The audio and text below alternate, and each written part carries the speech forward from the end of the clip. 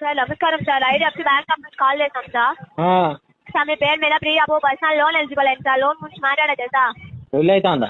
పెళ్లి కాదు sir, personal loan eligible అయింది సార్.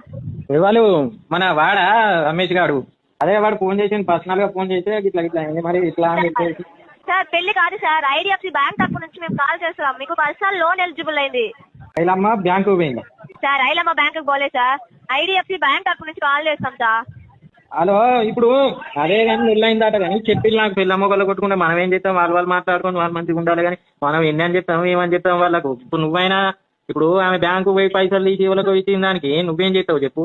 సార్ వాళ్ళు ఎవరో బ్యాంక్కి పోలేదు సార్, మేము బ్యాంక్ నుంచి కాల్ చేస్తున్నాం. మీకు ఎలిజిబుల్ అయింది పర్సనల్ లోన్.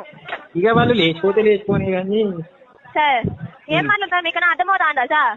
కదా, నాకు ఎందుకు ఫోన్ చేస్తాను మరి? ఊకే 100 సార్లు చెప్పిన ఫోన్ చేయకులే, నాకు లోన్ వద్దు, నాకు ఏం